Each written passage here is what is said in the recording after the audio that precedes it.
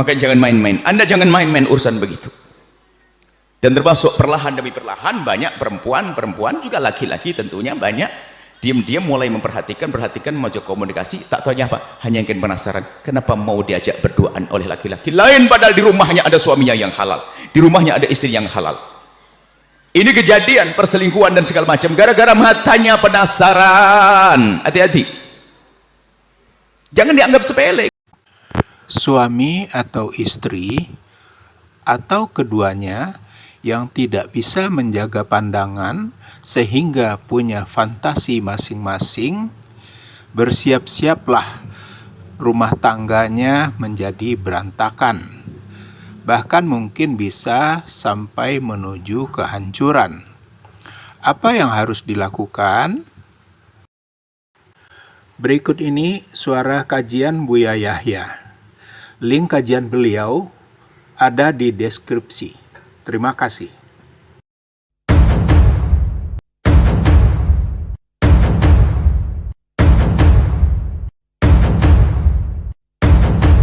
Tolong perhatikan urusan pandangan. Yang rusak adalah mental kita juga. Sehingga yang biasa, mohon maaf, na'udzubillah, semoga yang punya pengalaman tinggal mengakhiri kisah buruk itu di hari ini. Itu bahayanya besar sekali. Bahayanya besar sekali dengan tontonan-tontonan yang haram, tontonan-tontonan handphone dan di laptop itu adalah membahayakan. Sehingga diantaranya mungkin kalau kita lihat, diantaranya akan menjadi rusak keindahan di dalam rumah tangganya. Karena merasa bahwasanya yang dimiliki istrinya tidak seperti yang pernah dilihatnya. Sehingga dia lebih penasaran kepada yang dilihat, tidak senang lagi kepada pasangannya. Bahkan mungkin sudah mulai berani merendahkan pasangannya. Seorang perempuan pun juga begitu liar karena melihat sesuatu yang bukan yang halal, dia berkembang ingin melihat model begini, model begitu. Kami duduk dengan beberapa orang yang punya masalah semacam itu dan dia tak suruh ceritakan pengalamannya memang begitu, bertahap, sehingga liar berjam-jam dia mencari berjam-jam dia sampai tidak tidur malam. Padahal saya katanya capek, saya pernah Buya ngomong, saya capek pengen pulang rumah tapi saya nonton sampai jam 3 malam. Tidak ada berhentinya. Apa yang terlintas di hatimu? Sederhana, milik istriku tidak seperti yang aku lihat, milik suamiku tidak seperti yang aku lihat. Sehingga menjadi mentalnya rusak.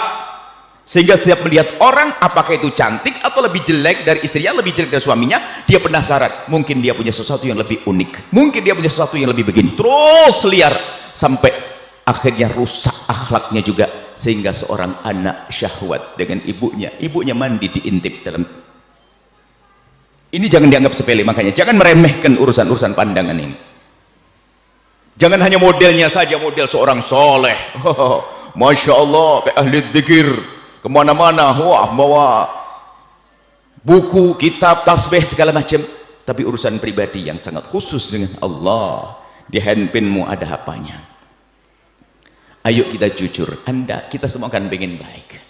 Khusus nonton kami dan harapan kami tidak ada orang yang terjerumus di dalam itu. Akan tapi mungkin ada yang punya pengalaman kotor di masa lalu. Hentikan, jangan dianggap sepele, jangan percaya dengan fatwa sebagian ustadz ngaco mengatakan nggak apa-apa nonton film begitu kalau untuk suami istri. Ya ustadz, kalau anda punya hobi kotor jangan difatwakan, cukup antara anda sendiri, biar yang rusak diri anda dan istri anda. Kalau anda wanita cerdas, coba di saat sama suami nonton film begituan, suami anda bangkit syahwat, ketahuilah syahwatnya bukan karena anda tapi karena yang dilihat. Bahkan mungkin kalau seandainya yang di hatinya diungkapkan, anda mungkin sudah pingsan, sudah sakitnya tidak kira-kira. Kenapa? Milikmu tidak seperti itu, itumu tidak seperti itu, itumu tidak seperti itu, terus habis-habisan. Bukankah itu perempuan yang paling bodoh yang mengajak suaminya nonton film kotor?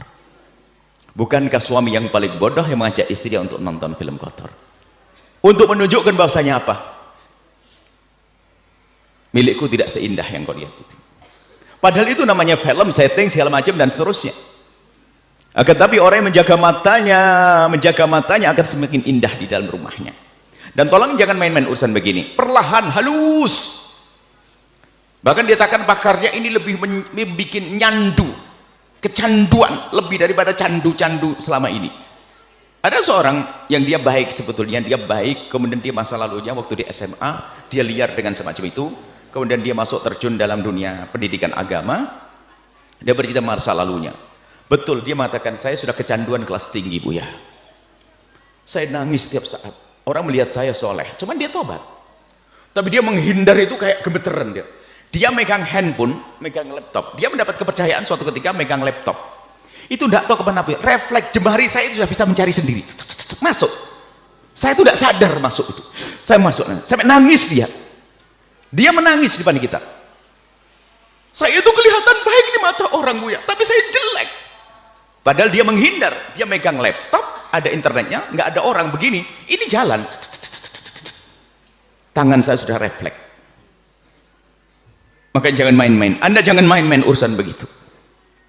Dan termasuk perlahan demi perlahan banyak perempuan juga laki-laki tentunya banyak diam-diam mulai memperhatikan mojok komunikasi, tak tahunya apa, hanya ingin penasaran kenapa mau diajak berduaan oleh laki-laki lain padahal di rumahnya ada suaminya yang halal, di rumahnya ada istri yang halal.